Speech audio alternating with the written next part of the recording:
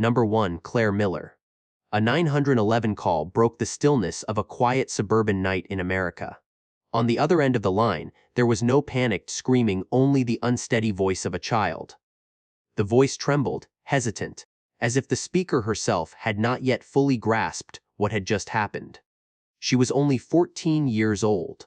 In just a few short sentences, she admitted that she had caused serious harm to her older sister. No one in the dispatch room that night could have imagined that behind such a young, fragile voice was the beginning of a tragedy that would leave the entire nation in stunned silence. Lancaster, Pennsylvania, is a quiet suburban community where tree-lined streets stretch between homes and families have lived side by side for years. Mornings here often begin with the sound of cars taking children to school, and evenings settle under the warm glow of lights shining through familiar windows. Places like this are believed to represent safety. Doors are not locked out of fear, and no one imagines that something deeply tragic could take root behind walls that appear so calm and ordinary. To those around her, Clare Miller appeared to be an entirely ordinary teenager. She attended school regularly and lived with her parents in a quiet, uneventful household. There were no rumors, no disturbances, nothing that drew attention. Neighbors remembered Clare as a polite girl, someone who greeted others and never caused problems. There were no visible signs of rebellion or aggression. She seemed like so many other teenagers, trying to find her way through adolescence, a stage where emotions are still forming. Yet the weight of growing up can sometimes feel heavier than expected. Helen, Clare's older sister, was 19 years old and had spent her entire life using a wheelchair. Living with cerebral palsy, she was unable to care for herself independently and relied on her family for assistance with nearly every aspect of daily life. Helen did not experience the kind of lively youth others might have known. Yet those who met her often remembered her gentle eyes and her quiet smile.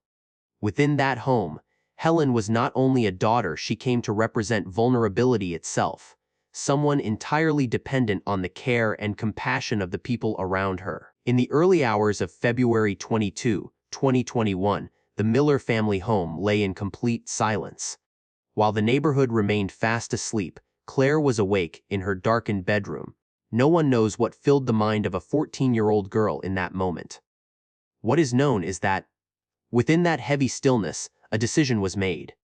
And only minutes later, Clare's childhood and Helen's life were permanently redirected down a path from which there would be no return. Just minutes after the call, the flashing blue and red lights of police vehicles cut through the quiet night. Clare stood waiting at the front door, still in her pajamas, her face pale with fear and exhaustion. Without a word, she led the officers inside. In a small bedroom, Helen lay motionless on her bed. Emergency responders tried desperately to help, but her life had already slipped away. In that moment, the tragedy was no longer a confession spoken over the phone. It had become an irreversible reality. Outside the house, on the familiar front lawn where the family once spent ordinary days together, Clare stood in silence. Her small hands were secured with restraints, an image that many would later struggle to comprehend. A 14-year-old girl, head lowered beneath the glow of police lights, while the night sky remained calm, as if nothing had occurred. In that moment, Clare's childhood came to an end. Not through a scolding or a warning, but through the cold sound of metal closing around her wrists. The investigation that followed failed to provide the answers everyone expected. There were no signs of mistreatment within the family. No documented conflicts. Clare had no prior record and no history of aggressive behavior. During questioning, she appeared confused and overwhelmed, sometimes falling into long stretches of silence, as if she did not know how to put her thoughts into words. When every known detail led to a dead end, only one question remained suspended in the air. How could a tragedy like this unfold inside a family that seemed, by all appearances, entirely ordinary? As the case moved into the legal phase, public opinion quickly became divided. One side argued that Clare was still a child, not yet mature enough to bear consequences meant for adults. The other side emphasized that a life had been lost, and that accountability could not simply be set aside. Psychological evaluations indicated that Clare showed signs of anxiety and depression, raising difficult questions. Where does the line exist between mental health struggles, an unfinished childhood, and responsibility under the law? The case eventually came to an end, but the questions remained. One family lost its most fragile daughter, while the other child was forced to grow up behind prison walls. This tragedy is not only a story of wrongdoing, it is a painful reminder of how vulnerable childhood can be, and of the silent burdens that often go unseen. When a child causes something that cannot be undone, how far should society go in punishment? And how much room should remain for understanding? Number 2, Morgan Geyser. The town of Waukesha, Wisconsin, was known for its quiet atmosphere, a place where families believed their children could grow up safely among familiar streets and small neighborhood schools. There, Morgan Geyser and Anissa Wire were simply two 12-year-old girls, classmates who spent their days together. Their friendship looked much like any other at that age, shaped by everyday conversations, shared games, and imaginations that had not yet learned their limits. In the world of those children, the internet was a familiar presence. Fictional stories, images, and characters circulating online gradually became common topics of conversation. Among them was Slender Man, a tall, faceless figure from online folklore, entirely fictional, yet widely discussed. For Morgan, Slender Man was more than just a story. She believed he was real, watching from somewhere unseen, and demanding absolute loyalty. That belief gradually took hold of Morgan's thoughts. Anissa, her closest friend, did not fully share the same conviction, yet she was slowly drawn in. The two girls began talking about the need to prove their loyalty to Slender Man through what they believed was an act of devotion. In their still developing minds, the person chosen for this act was their closest friend, Peyton Leutner, the girl who trusted them completely. May 31, 2014 began like an ordinary sleepover. The three girls laughed, shared pizza, went skating. Nothing about the evening hinted at what was to come. Everything appeared lighthearted and familiar. The following morning, Morgan and Anissa invited Peyton to walk with them to a nearby park, then continued farther into a wooded area. Away from view, Morgan revealed an object she had brought with her. What followed happened in silence, an act that caused severe and repeated harm, leaving consequences that could never be erased. What no one expected was that Peyton survived. Despite severe injuries and extreme physical distress, she managed to make her way out of the wooded area on her own. It was that determination to stay alive that ultimately saved her when a passing cyclist noticed her and called for emergency help. Doctors later said that if assistance had arrived even a short time later, the outcome would have been very different. The investigation and legal proceedings sparked intense debate across the United States. Morgan was diagnosed with early-onset schizophrenia, marked by severe delusions. Anissa did not share the same diagnosis, but she was deeply influenced by Morgan and the distorted beliefs the two girls came to share. The question raised was no longer just about guilt. It became a broader and more troubling issue. Where does responsibility lie when the boundary between fiction and reality becomes blurred inside the minds of children? In the end, both girls accepted plea agreements. Morgan was committed to a high-security psychiatric facility, with a sentence allowing for up to 40 years of treatment. Anissa received a 25-year placement in a mental health care institution. These decisions were not centered on punishment, but on treatment along with regular evaluations to determine whether reintegration into society might one day be possible. Peyton survived, but the emotional impact lasted far longer than any visible scars. She had to learn how to trust again, after being betrayed by the very friends she had relied on most. This case is not only about a single act of wrongdoing. It stands as a painful warning about the power of distorted belief and about how the internet and imagination, when combined with an undeveloped mind and unrecognized mental illness, can lead to consequences far beyond what children are able to understand. The story of Morgan Geyser and Anissa Wire leaves behind a deeply troubling question. When a child causes irreversible harm because she believes in a world that does not exist, how should society see her as a killer, or as another victim of the fragile and vulnerable human mind. Number 3. Josh Phillips. In the late 1990s, Jacksonville, Florida, was a quiet residential area where children rode their bikes through the streets and neighbors recognized one another from season to season. Josh Phillips, 14 years old, lived with his parents in a modest suburban home. To most people, Josh appeared to be a quiet boy, someone who enjoyed video games and baseball, never stood out, and rarely caused trouble. He blended easily into the background. But inside that household, the family atmosphere carried a very different tone. Josh's father was described as highly strict, enforcing rigid discipline, and often leaving the boy living in constant fear of punishment. Josh grew up with the persistent anxiety that even the smallest mistake could bring severe consequences. That fear accumulated quietly over time. It did not show itself outwardly, but it slowly worked its way into his thoughts and influenced the choices he would later make. On November 3, 1998, Josh was home alone after school. That afternoon, Maddie Clifton, an 8-year-old neighbor, stopped by to play. Maddie was an energetic, cheerful child, well known and loved throughout the neighborhood. The two decided to play baseball in Josh's yard. Everything felt ordinary and harmless until the ball accidentally struck Maddie near her eye, causing her to cry out in pain. That moment became a tragic turning point. According to later statements, Josh panicked. He was afraid that the crying would alert his father, afraid of being yelled at, afraid of punishment. Instead of calling for an adult or taking Maddie home, Josh tried to make her quiet. In the fear and confusion of a child, his actions quickly spiraled beyond control. Maddie was left in a critical condition. When Josh realized that she was no longer responding, he did not seek help. Instead, fear continued to take control. He moved Maddie into his bedroom and concealed her beneath his waterbed. It was a decision that many would later find difficult to comprehend, one shaped not by calculation, but by extreme panic and a child's limited understanding of consequences. For an entire week afterward, the neighborhood was consumed by worry as Maddie was reported missing. Volunteers searched tirelessly.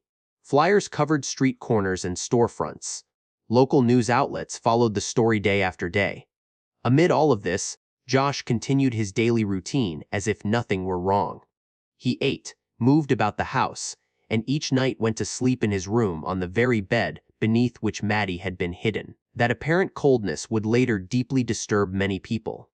But for Josh, it was not complete emotional detachment, it was a form of psychological paralysis.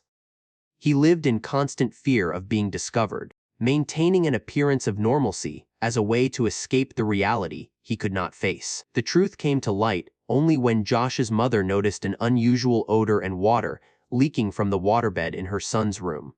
Authorities were contacted, and within hours, the full scope of the tragedy became clear. Josh was taken into custody, his face still young, yet already carrying a burden that could never be erased. The trial unfolded amid intense anger and grief within the community. The defense argued that Josh's actions were driven by panic, shaped by a high-pressure home environment, and a deep fear of punishment. They emphasized his emotional immaturity and the overwhelming stress he experienced in that moment. Prosecutors, however, focused on the fact that he concealed what had happened for several days and took deliberate steps to hide the truth. In the end, Josh Phillips was sentenced to life in prison at just 15 years old. Years later, the sentence was revised under new laws that allow the possibility of parole for offenses committed as a minor. But Maddie Clifton's life would never be granted a second chance. This case left behind a heavy and lasting echo. It is not only the story of a single harmful act, but a stark warning about the destructive power of fear, about the consequences of extreme, punishment-based upbringing, and about how one moment of panic can turn a child into someone who carries the weight of wrongdoing for the rest of his life. Number 4. Rachel Shoaf. Star City, West Virginia, was a small town where everyone knew one another, and families believed their children could grow up in safety. Skylar Neese, 16 years old, was a bright and outgoing girl, well-liked by her peers. She dreamed of becoming a criminal defense attorney and often shared the thoughtful reflections of adolescence. For Skylar, her world revolved around her two closest friends, Rachel Shoaf and Shelia Eddy. The three girls were once inseparable. They attended the same school, stayed over at one another's homes, shared photos on social media, and called each other best friends forever. But as they moved deeper into their teenage years, relationships that once seemed harmless began to shift. Rachel and Shelia grew increasingly close to each other, while Skylar slowly began to feel pushed to the margins. Conversations became strained. The closeness they once shared was gradually replaced by silence and quiet discomfort. In the still immature thinking of 16-year-olds, Shelia and Rachel did not choose to end the friendship through honesty or distance. Instead, discomfort slowly hardened into resentment. Later investigations revealed a motive that many found deeply unsettling in its simplicity. They no longer wanted Skylar in their lives, and they decided to remove her from it entirely. On the night of July 6, 2012, Skylar quietly climbed out of her bedroom window to meet her two closest friends. She trusted them completely, unaware that she was stepping into a plan that had already been set in motion. The three girls drove to a remote area near the Pennsylvania state line. There, hidden by the darkness of the woods, Rachel and Shelia acted together. Skylar tried desperately to escape, but she was given no chance to survive. Afterward, they left Skylar behind in the wooded area and returned to their daily routines as if nothing had happened. The next morning, Skylar's family woke to discover that she was missing. Concern spread quickly through the town. Search teams were organized. Local media joined the effort. Posters bearing Skylar's face began appearing on storefronts, street corners, and community boards everywhere. Throughout that period, Shelia Eddy displayed a level of emotional detachment that many later found deeply disturbing. She continued to post on social media, publicly expressing grief and longing for Skylar. Messages of concern and sorrow appeared under her name, even as she already knew what had happened and where Skylar was. That contradiction, the contrast between public mourning and private knowledge, became one of the most difficult aspects of the case for many to comprehend. Rachel Shoaf, by contrast, could not withstand the weight of guilt. Just a few months later, she experienced a severe emotional breakdown and was admitted for psychological care. During that crisis, Rachel confessed to authorities and led them to the location where Skylar had been left.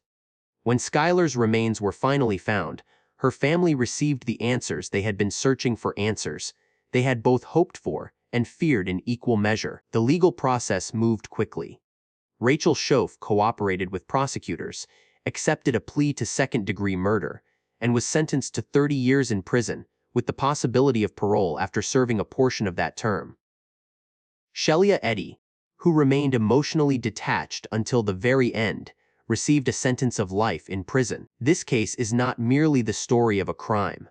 It stands as a chilling warning about the hidden toxicity that can exist within teenage friendships. When jealousy, exclusion, and emotional immaturity combine with cruelty, the consequences can reach far beyond what adults often imagine. Skylar Neese lost her life not because of some deep or long-standing hatred, but because the people she trusted most decided she no longer had a place in their world. This tragedy leaves many people asking difficult questions. In the world of adolescence, where emotions are still developing, yet actions can carry devastating consequences, who will recognize and intervene when relationships begin to turn dangerous before it is too late? Number 5. T. Wimberly. In 2008, Fort Lauderdale, Florida, was a vibrant city where mornings at local high schools began with the sound of bells ringing and lively conversations filling the hallways. Dillard High School was no different, a place where students met friends, nurtured ambitions, and believed they were spending their days in a safe environment. But on one morning in November of that year, that sense of safety was shattered forever. T. Wimberly, 15 years old, was a student many people knew well. She was active, outgoing, involved in sports, and surrounded by a wide circle of friends. Among them, Amanda Collette stood out as her closest companion. The two girls spent nearly every day together, sharing secrets, plans, and the deeply personal emotions of adolescence. For T, Amanda was not just a friend, she was the center of her emotional world. As adolescence set in, relationships began to grow more complicated. T developed deep feelings for Amanda, feelings that went beyond the boundaries of ordinary friendship. Amanda, however, wanted to keep things within a safe and comfortable space. She tried to create some distance, not out of rejection or dislike, but out of concern that the closeness was becoming more intense than she could manage. That sense of rejection became a deep emotional wound for T. In the still developing mind of a teenager, feelings of being pushed away and left unreciprocated quickly turned into despair. She did not know how to face that hurt through words or open conversation. Instead, those negative emotions quietly accumulated, growing heavier over time, with no outlet and no relief. On November 12, 2008, T brought a small firearm from her home to school. It was a family-owned weapon kept in the house, but not secured in a way that prevented a child from accessing it. During a break between classes, T encountered Amanda in a school hallway. Their conversation was brief, quiet, and unremarkable. There were no raised voices, no visible tension, nothing to suggest that a tragedy was about to unfold. Then, in a single moment, T acted. A loud disruption shattered the hallway, and Amanda collapsed to the floor right where there should have been only footsteps and laughter between classes. Panic spread instantly. Teachers and students ran for safety, classroom doors were locked, and fear moved quickly through the building. A place that had always felt familiar and routine was suddenly transformed into the scene of an unthinkable tragedy. Amanda Collette passed away at just 15 years old. She was remembered as a bright, kind-hearted girl with a future full of promise ahead of her. Her loss left an emptiness that could not be filled, felt deeply by her family, her friends, and the entire school community. T did not attempt to run. She left the school grounds and contacted the police herself, acknowledging what she had done. When she was taken into custody, T was still a teenager, yet already facing the consequences of a decision that could never be undone. The case quickly sent shockwaves through the public. Many questioned how a child had been able to bring a weapon onto a school campus, and why emotional conflicts during adolescence could end in such a devastating outcome. The legal proceedings centered on two key issues. First, the emotional motive rooted in rejection and unresolved feelings. Second, the responsibility of the family in securing firearms and preventing access by minors. Defense attorneys argued that T acted while emotionally overwhelmed, lacking the maturity needed to manage intense despair. Prosecutors, however, emphasized that bringing a firearm onto school grounds and discharging it demonstrated a level of danger that could not be overlooked. In the end, T. Wimberly was sentenced to 25 years in prison. The ruling brought the legal case to a close, but it could not resolve the lingering questions left behind. One student lost her life, another lost her future, and one school would forever carry the memory of that devastating morning. The case of T. Wimberly stands as a clear warning. When adolescents lack healthy tools to cope with emotional rejection, and when firearms are too easily accessible within the home, a single impulsive moment can be enough to shatter multiple lives. Number 6. Brenda Spencer. In the late 1970s, San Diego, California, was still known as a calm coastal city. Cleveland Elementary School sat in an ordinary residential neighborhood, where Monday mornings usually began with the sound of children laughing as they waited for the school bell. But on the morning of January 29, 1979, that sense of calm was shattered in a way no one could have imagined. Across the street, inside a small, aging house facing the school entrance, Brenda Spencer, 16 years old, stood behind the window of her bedroom. In her hands was a small caliber rifle, a Christmas gift her father had given her just weeks earlier. There was no warning, no shouting. Suddenly, loud cracks echoed through the air, directed toward the school grounds where young students had been gathering moments before. Within minutes, 2 adults fell to the ground. The school principal and a campus supervisor had rushed forward to protect the children, and they would never return. 8 other students were hurt. The schoolyard descended into chaos, a place where cries replaced the laughter that usually filled the morning air. As police surrounded the house, Brenda remained inside. The standoff lasted for hours. During a phone conversation with a reporter, When she was asked why she had done it, Brenda responded calmly that she didn't like Mondays.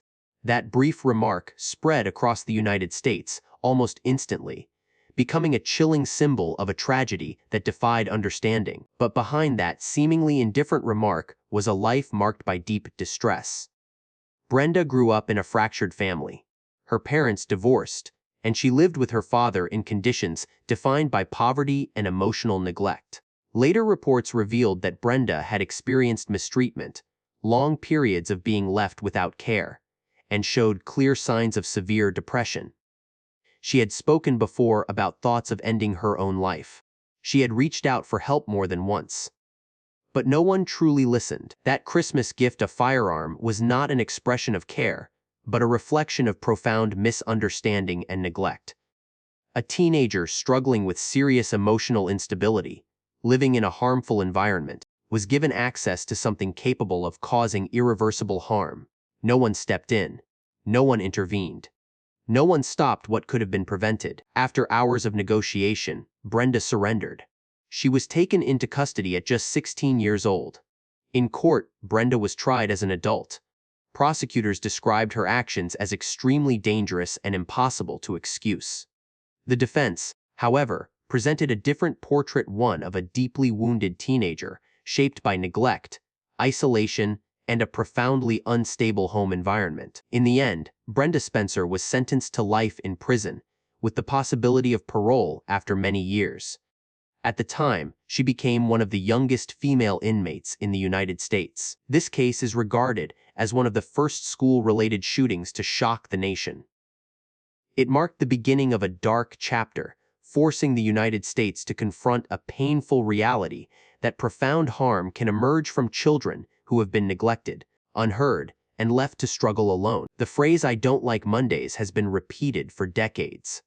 But if the story ends there, the most important truth is missed. Brenda Spencer was not only the one who carried out the act, she was also the product of an environment that failed to protect, to heal, and to listen. This case leaves behind a painful question. If the warning signs had been recognized sooner, if a troubled teenager had never been given access to a firearm, could that Monday morning have ended like any other? Number 7. Katherine Jones. In January 1999, Brevard County, Florida, suddenly became the focus of national attention, not because of a complex criminal network or a dangerous adult offender, but because of two names that stunned the public: Katherine Jones, 13 years old, and Curtis Jones, just 12. Two children, accused of taking a life. The Jones household was not a place of comfort or stability. The children's father was described as controlling and often absent, while his girlfriend who lived with the family became the center of ongoing, unspoken tension. For years, Katherine and Curtis lived in a constant state of fear that went largely unnoticed from the outside. Neighbors and teachers saw only two quiet children, frequently absent from school, withdrawn, and distant. No one heard the things they were too afraid to put into words. According to later statements, Katherine and Curtis said they had been subjected to serious sexual mistreatment inside their own home. The behavior continued over a long period of time, leaving the two children with the belief that no adult would protect them. They tried to reach out for help, but their words were either dismissed or never fully heard.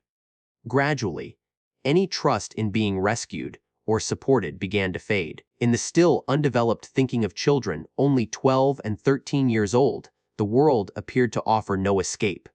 They came to believe that if they did not bring the situation to an end themselves, the suffering would never stop.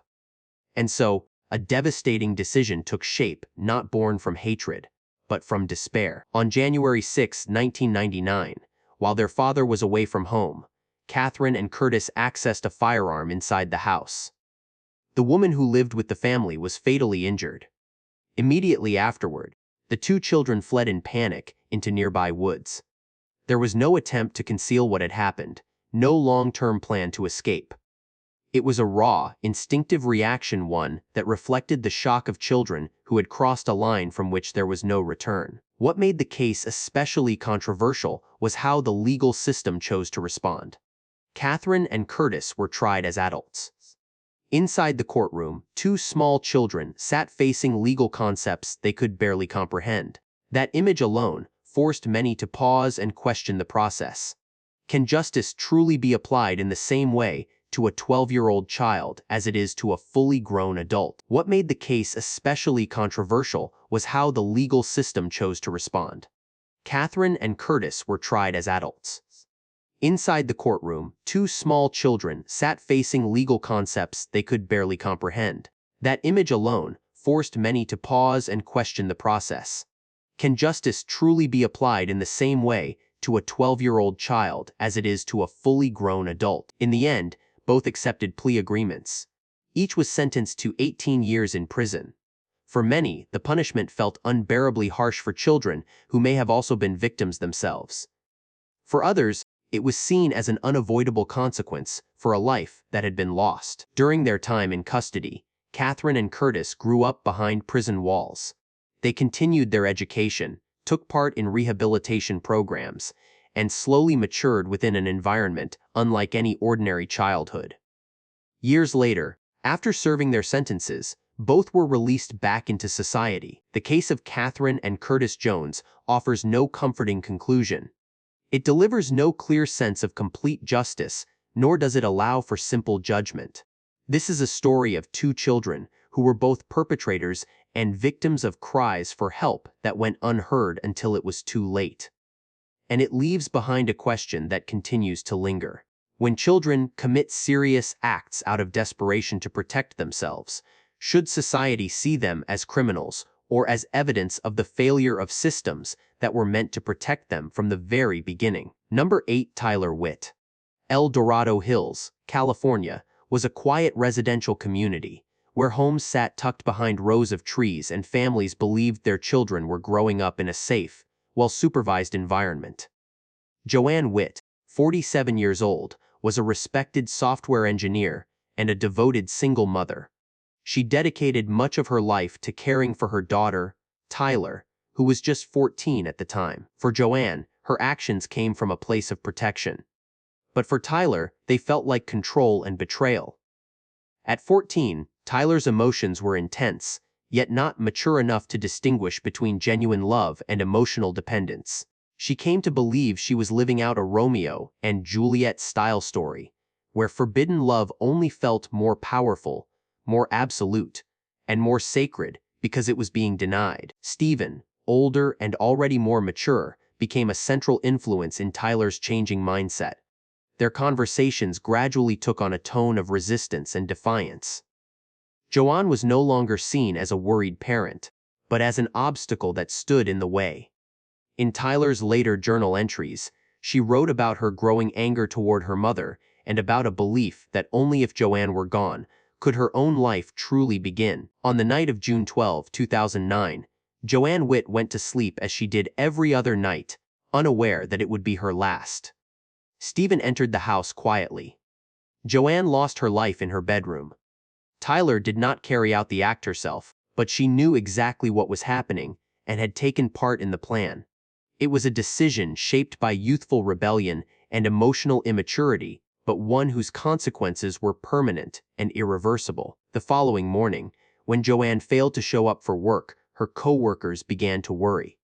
Authorities were contacted, and inside the home that had once seemed so peaceful, the tragedy was discovered. Tyler and Stephen quickly emerged as the primary suspects. They were taken into custody while hiding at a nearby hotel. The case sent shockwaves through the public, a 14-year-old girl accused of being involved in the death of her own mother. The investigation and trial focused closely on the role each person played.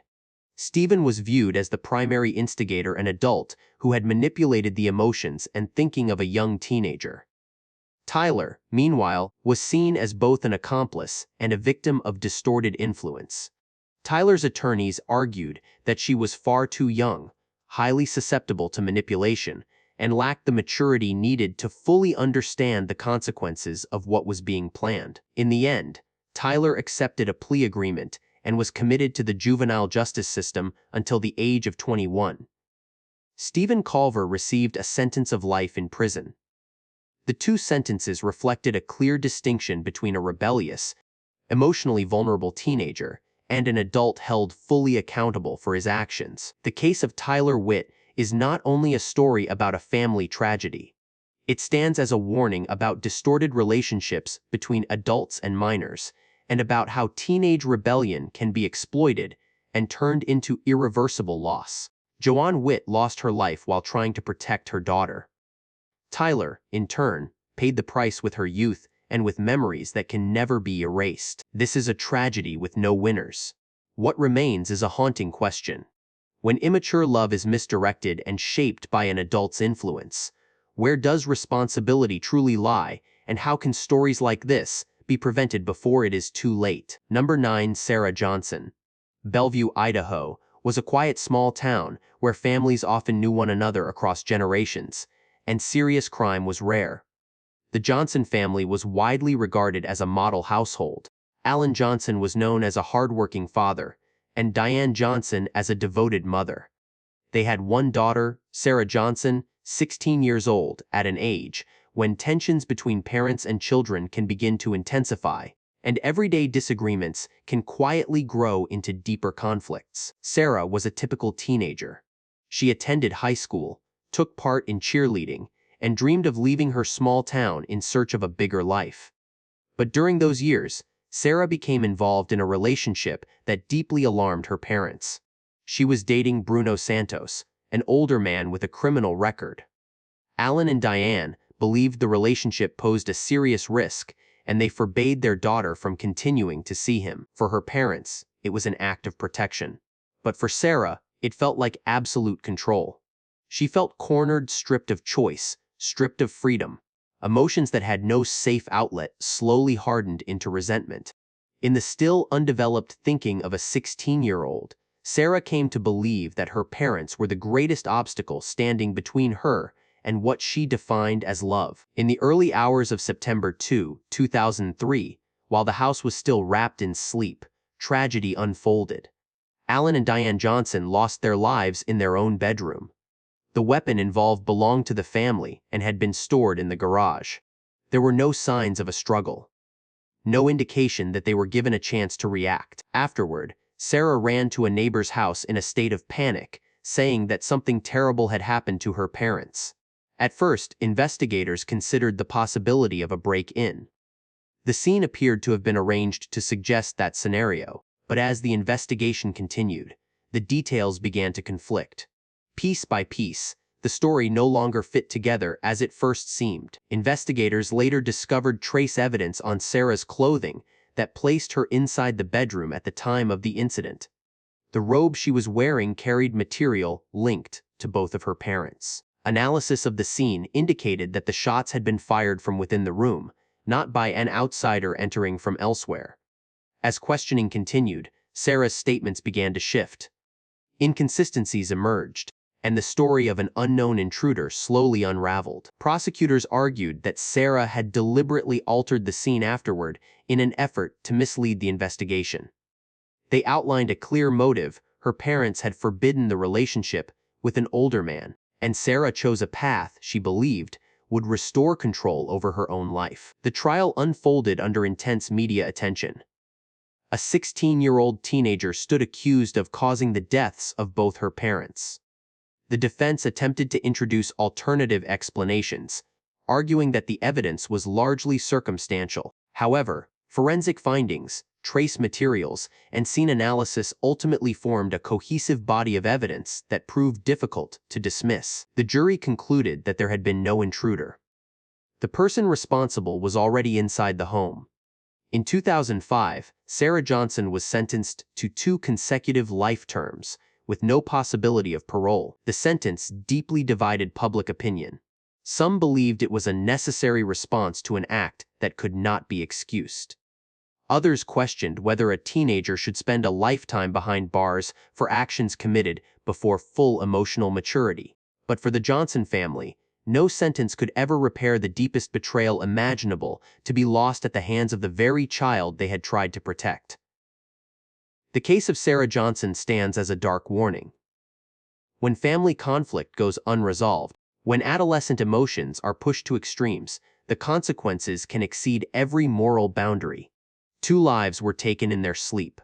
1 teenager lost her entire future, and a house once called a home became the site of irreversible collapse. Number 10. Barry Loukaitis. In the mid-1990s, Moses Lake, Washington, was a quiet agricultural town, a place where people believed schools were the safest spaces for their children. Frontier Middle School was no exception, but on February 2, 1996, that belief was shattered in just a matter of minutes. Barry Loukaitis was only 14 years old. He was a quiet student, intelligent but withdrawn. To his peers, Barry seemed different.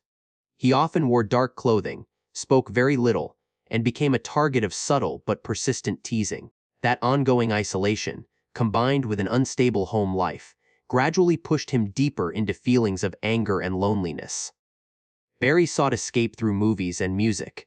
He became fixated on dark, violent-themed works such as Natural-Born Killers. In those stories, people who caused harm were no longer powerless or ignored; they became the focus of attention. For a wounded teenager, the line between fiction and reality slowly began to blur. That morning, Barry arrived wearing an outfit resembling a cowboy long coat, deliberate in appearance, carrying a weapon. He entered his math classroom like any other school day. At first, nothing seemed out of place. Then, without warning, everything changed. Loukaitis, the math teacher, collapsed inside the classroom. 2 students, Manuel Vela and Arnold Fritz, were also struck. The room erupted into chaos, voices shouting, desks overturned, students scrambling for safety. Amid the confusion, Barry remained standing, eerily calm. He uttered a sentence that would haunt many for years to come: "This sure beats algebra, doesn't it?" The situation came to an end only when another teacher, John Lane, courageously rushed into the classroom, restrained Barry, and removed the weapon. Without that intervention, the number of victims could have been far greater. The investigation that followed revealed that Barry had planned the incident in advance. He had brought additional equipment and ammunition with him.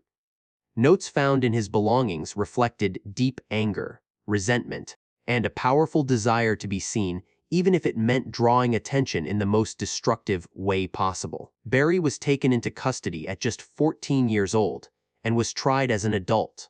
Prosecutors argued that the level of preparation and the sequence of actions demonstrated clear intent. The defense, however, emphasized that Barry was a child who had endured ongoing bullying, had been deeply influenced by violent media, and lacked the psychological support he needed. In the end, Barry Loukaitis was sentenced to life in prison without the possibility of parole. The ruling shocked the public, a teenager punished as though he were a fully grown offender. Years later, as U.S. law began to re-examine life without parole sentences for juveniles, Barry's case was brought back under review. But regardless of how the sentence might change, what happened inside that classroom on that day can never be undone. The case of Barry Loukaitis closes this series of juvenile tragedies with its heaviest question yet. When a child is isolated, wounded, and shaped by violent imagery, who bears responsibility before a weapon is ever raised? 3 lives were lost. Dozens of students carried emotional trauma that would follow them for years. And a 14-year-old boy surrendered his entire future for a few moments of attention. This is not merely the story of a school attack. It is a final warning about the cost of neglect, about the normalization of harm, and about cries for help that go unheard until it is far too late.